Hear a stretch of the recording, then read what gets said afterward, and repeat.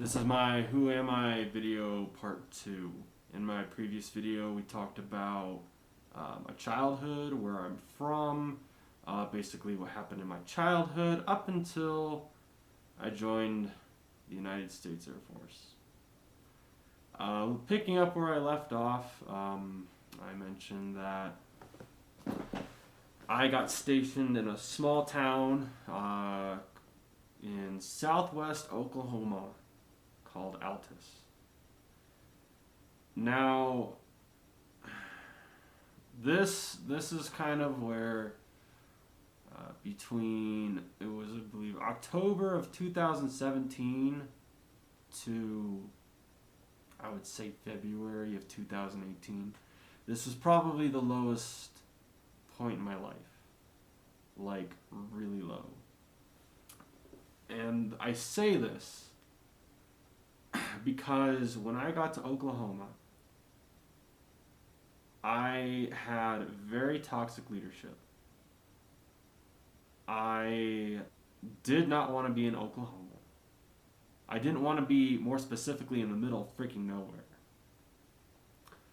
I didn't even want to be a firefighter. Like, I thought it was just going to be learning about me being in the Air Force, how I can contribute being a firefighter, but just for aircraft. But the Air Force does the whole shebang. We do structural, we do aircraft, we do medicals, hazmats, and even wildland.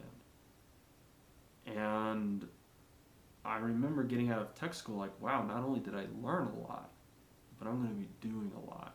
A lot of stuff that I don't want to do. I didn't know firefighting was going to be like this. I would later learn that the Marine Corps, they were the ones that only did ARF. Which is ironic, because from my last video I just said I wanted to join the Marine Corps. But they only did ARF. And depending on the installation they were on, either the Navy did everything else, or civilian contractors would do everything else. But Marines just did ARF. I had to do everything. And for someone who just left the house earlier this year and didn't know much about life being outside of mommy and daddy's home, there was a lot of pressure on me because being a firefighter is a very dangerous job. There's a big sign at the fire academy at Goodfellow that says train as if someone's life depends on it, because it does. That was a lot of pressure on me. 20-year-old, didn't want to be a firefighter, now stuck in the middle of freaking nowhere, with toxic leadership. I was really upset. It took me 3 weeks to get a car. I remember asking a lot of people, like, can you help me buy a car? I've never bought a car before. I need a car. And I had a lot of people tell me, oh yeah, I'll help you, and no one really ever did. Which was weird, because when I walked to the Toyota dealership and bought a car with an interest rate of 14%, first time car buyer, everyone got pissed. Why didn't you take me with you? Because I kept asking and no one would go. But there was some good that came out of that. Some coworkers did hook me up with, like, USAA, for example, and how insurance works and payment goes, because I've never done this stuff before. So at least they helped me in those regards. I did have a civilian a firefighter. He helped me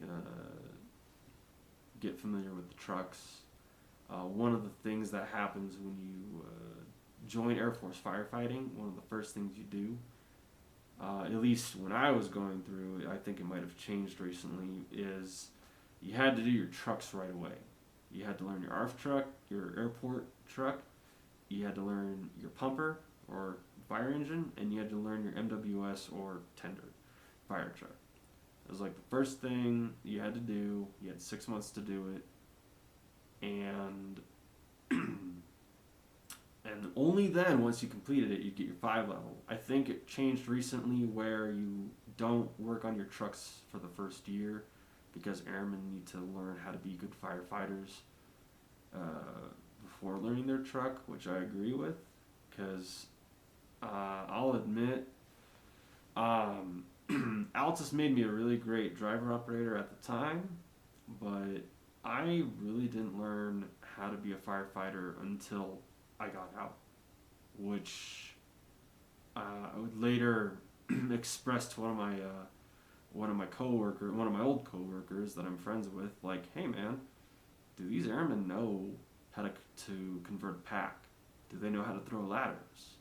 And he goes, nope, they don't, but they're good drivers. Okay, drivers are important, but having competent firefighters is also one of them. I definitely did things backwards, and I don't not have shame in it because I mean, again, they made me a good driver operator at the time, but boy, was I a really bad firefighter when I left, or a decent one until I became a civilian, and there was a lot of head scratching, like, where the hell did you go? Like, what was the last fire department you worked at? But I'm getting ahead of myself. But anyway, yeah, I didn't want to be a firefighter.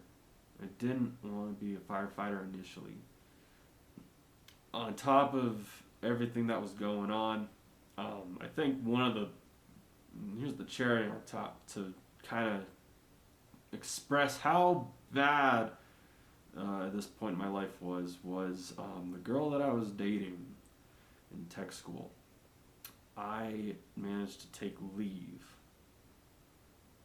And I took leave to go see her and her family in Florida, and 2 days after Christmas, this was after Christmas, she breaks up with me. So on top of being in the middle of nowhere, not wanting to be a firefighter, going through a breakup, having very toxic leadership, and not knowing what the fuck was going on in my life, I was like, I guess I'm just going to just fold and get out of the Air Force. That actually did cross my mind a few times, and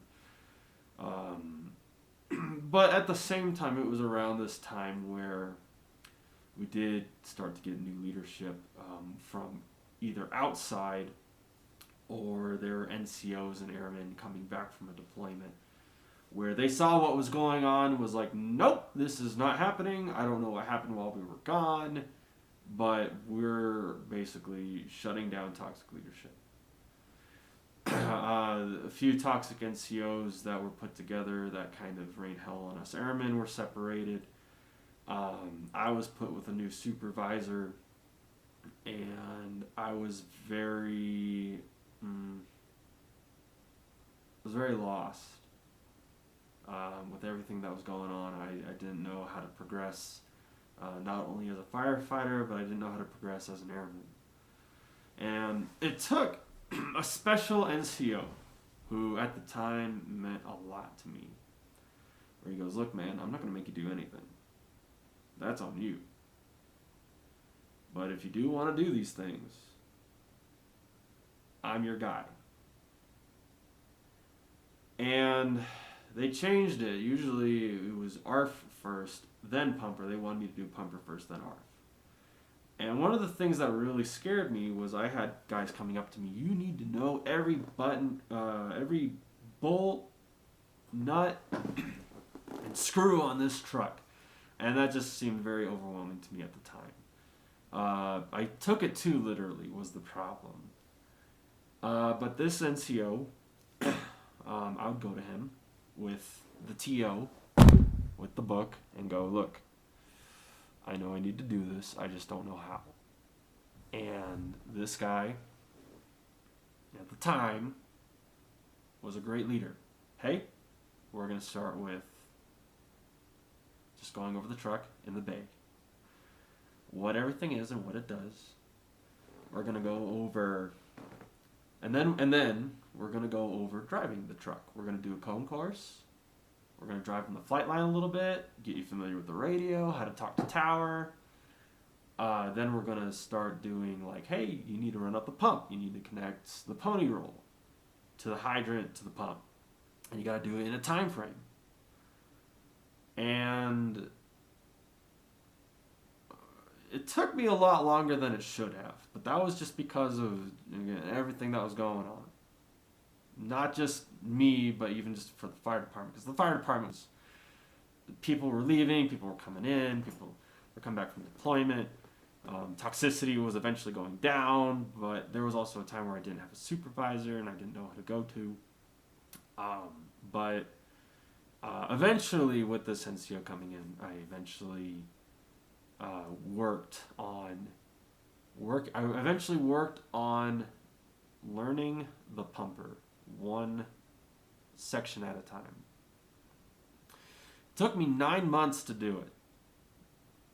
9 months for the fire department to figure out who is toxic and how it should be addressed, and how they should not only talk to me but not talk to other airmen, because that's how toxic they were. 9 months to figure out who the hell is going to be whose supervisor. 9 months to figure out me getting my head in my ass. I can't help but feel, looking back on it, that there was some mutual conflicts of interest. I definitely could have been better. But I eventually did pass pumper. And I had a lot of guys who were like, honestly, Richardson? They called me Richard. Honestly, we thought you weren't going to learn this. We thought you weren't going to make it. And you did it. ARF was easy. Pumper was easy. And I felt good. I was given a path by a leader that cared about my well-being, that made me want to do better. And I did do better. And I was also, at this time, as I was learning my trucks, the toxic NCOs were actually leaving, and new airmen were coming in that I befriended. The older airmen were PCSing, the older airmen were going on different shifts. I didn't really connect with those guys anyway, but the people that I was with ended up being a massive blessing. Unfortunately, it was around this time where we had 2 deaths back to back. One, we lost a guy to cancer. That was a very hard reality of what our job could entail, just being around carcinogens, cancerous carcinogens. He died of cancer. I think what really messed me up was this individual was also a leader image to me. He knew how stressed and overwhelmed I was when I first got to Oklahoma, and that dude took me out for lunch. We left the base. We left the town. We went to the next town to get burgers. And he goes, look, man, I get it. I can see a stressed airman when I see it. We're out here in Blair. We're away from the base. Don't worry about it. Like, I got you. Okay? He was kind of the ideal conservative father, where I'm gonna push you, but you're my kid. Tough love, if you will. I think it was very upsetting when I not only heard he had cancer, but 4 days before he passed, he was doing extremely well. And I was very excited for him, and then 4 days later, he did pass, and I was very kind of like, what the fuck? I thought he was going to make it. The least I could have done at that moment, and I did do it, was I got in my blues and I stood at attention at the foot of his casket for 10 minutes, which You can only stand there for so long, but looking back, I wish I could stand there longer. But everyone wanted to stand at the casket. They wanted to guard the casket, so we had to rotate. We had another individual. He was accused of rape, and I think what the most fucked up thing was the woman that accused him of rape. After he died, eventually came out and admitted to not only the whole fire department but the family that, oh yeah, I made it up. Dude put a shotgun in his mouth and blew his head off. And I think what was just really, tough was this dude got accused of rape. Before there was even a trial, before anything happened, he took his own life. And it didn't take long for there to be a confession. So anyway, 2019 rolled around. This was a good year. I learned that I was deploying the following year, which I was very excited for. I was told I was going to Al Udeid, Qatar, which I've never been to the Middle East before. I've been to Germany a few times at this point, but that's something I might have forgotten to mention in my first video. I've been to Germany twice. I actually went to school for a month there. I stayed with a German family. So I've been to Germany twice at this point. I've been to Austria for about a week. But I've never been to the Middle East. I've never been anywhere else outside of the United States, Germany, and Austria.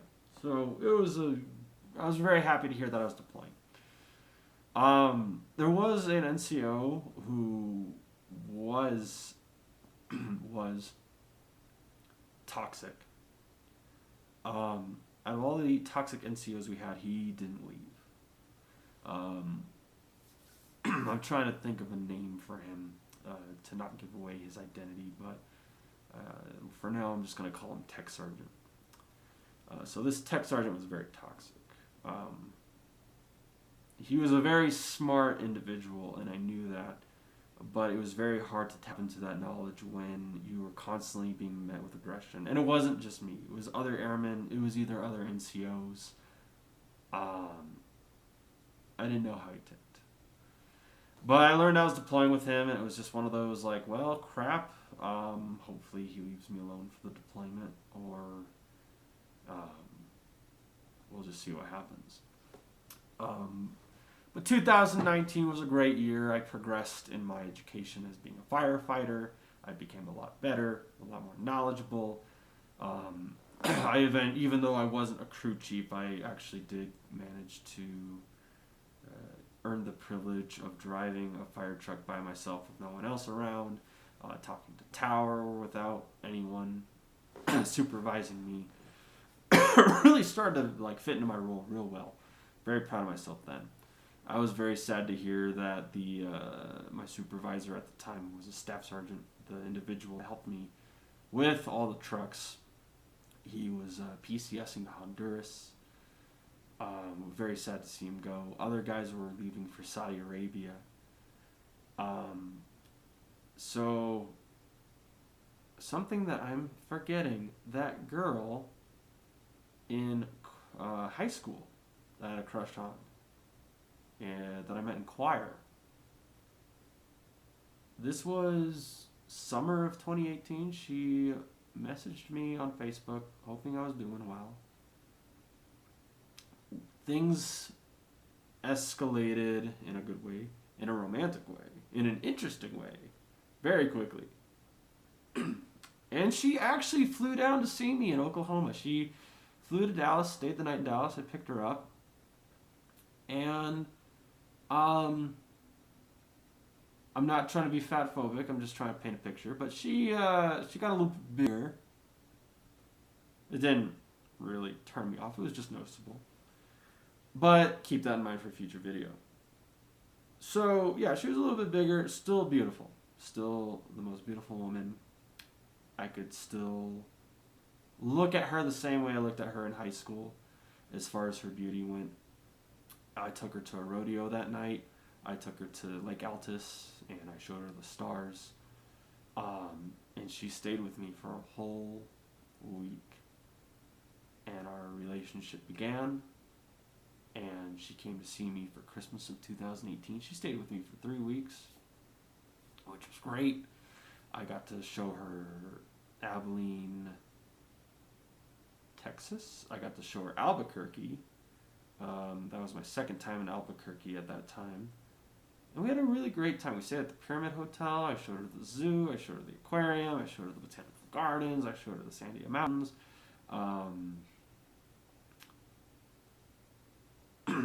So anyway, 2019. So, fall of 2019, I go to CST. CST, Combat Skills Training, with the Army at Fort Bliss. But I stayed at Camp McGregor, which is like a camp about, an hour north of the base. This is in El Paso, Texas. Well, the camp was in New Mexico, but the base itself is part of El Paso, Texas. And it was 3 weeks of learning land nav, learning how to use a radio, getting familiar with a variety of firearms, 50 cal shotguns, getting more familiar with my M4, my M9. It was interesting being out in the desert, but it was like freezing cold. This was like October, November time frame. So yeah, that was for 3 weeks. And it dawned on me at this time, like, hey, if we're going to Qatar, that's not a war zone. That's not a combat zone. I asked my team lead, I'm like, why do we need to know this for Qatar? And it was later briefed to us, oh, we're going to Qatar. We're not staying in Qatar. We are a QST, a quick strike team. Our main base is Al Udeid, Qatar, but our job, our mission, is to go out where we are told to go, anywhere in the ARO, and do our jobs as firefighters in said locations. And it can be anywhere. It could be Syria, it could be Al Dhafra, it could be Iraq, Afghanistan, Lebanon, Jordan. I think Egypt was on there. But it was told to us that we already had our first mission even before we left. And our first mission was Farah, Afghanistan. And I remember initially being excited because I looked at Afghanistan as being a very mountainous country. I love the mountains. A very historic country. As someone who identified as a nerd, I remember back from high school, I knew that there was a lot of rich history in Afghanistan with the invasion of the Soviet Union. The British occupied Afghanistan for a time. Not Caesar, Alexander the Great was there. In fact, even there's a place in Farah, in the town, called the Citadel Farah, which was made by Alexander the Great as a trading post between Herat and Kandahar. I never got to see it while I was there, but just knowing about it and hearing about it and researching into it was fascinating to me. So eventually I did do ECAC, which was, I call it torture training because we definitely get slapped around a little bit. Evasion after capture, something along those lines. It's been a minute since I've said ECAC out loud as for what it is. But yeah, I got slapped in the face a few times. They don't like smart asses. Anyway, so what was awesome was this angry tech sergeant that I talked about. He doesn't like when I speak German. Now, I speak a little bit of German. And as we were flying to Germany, this was when Iran fired missiles at American bases in Iraq in retaliation for the killing of the General Soleimani. So when we landed, we didn't know about those missiles until we got to Germany. And we had to stay in Germany for 24 hours. Which was great for me because I got to translate a lot for not just my team, but the other airmen and officers and NCOs. We did eventually end up at a hotel, and I was just running around translating for all these airmen, all these NCOs, even the NCO that didn't like me speaking German was accepted the fact that I had to do what I had to do, but it was kind of grumble, grumble, grumble, grumble. The hotel we stayed at was nice. Now, for those of you wondering, well, why the hell is the Air Force staying at nice hotels? That is honestly kind of the cliche of the Air Force, is we stay at nice hotels. There was a nice indoor smoking room. We had to pay for our beers, but I was, hey, get me a Bitburg, give me a Radler, and everyone's like, what's a Radler? It's like, oh, it's like a lemonade and beer put together. It's amazing. I think I got everyone hooked on Radlers. But just translating for everyone was just amazing. It was so much fun. But for those of you who have flown from the United States to Europe, you know that jet lag really catches up with you really quick. It's easier to go from America to Asia than it is from America to Europe as far as sleep schedule goes. The next day we found ourselves in Kuwait. I was only there for one day as well. But it was interesting being there. It was like the precursor of what the Middle East is like. Hey, it was a taste of what was to come. And I wish to go back to Kuwait someday just to kind of... I don't know. I feel like I should have been there for longer than one day. The next day, we were in Qatar. Qatar, surprisingly, was very cold this time of year. It was January. I think the coldest it got was either low 40s, if not high 30s, which for the area was very unusual. Despite it being literally Arabian desert around and in the base, I was wearing a beanie, a fleece jacket, and still shivering. Not how I imagined the Middle East. We were there for a week in processing, basically getting everything in order for us to deploy to Afghanistan. And then when we did go to Afghanistan, we spent one day in Kandahar. I was very surprised to see that the Russians were there as allies. I didn't know we were that close. We spent maybe a few hours in Herat. The Italians were there, and they were making pizza, which seemed pretty cliche, pretty stereotypical for the Italians. And the aircraft crew that we were with went out and got pizza, but nothing for us. We were starving. And then we eventually ended up at Bagram. Now, what was awesome about Bagram is I learned a lot about it on the internet. I learned a lot about it on Google Maps. And I always thought to myself, man, it would be awesome if I ended up there someday. And there I was, I ended up there. Dream come true. We spent about a week there. We had the NCOs had one room, and the airmen had one room, and it was very small. Gear and clothes was everywhere. Doing laundry required us putting clothes inside of a cooler, filling that cooler with cold water. I forgot what we used for soap, but we used something for soap. And we basically moved it around like a dishwasher, or like a laundry washer. And then we had to hang clothes to let it air dry. But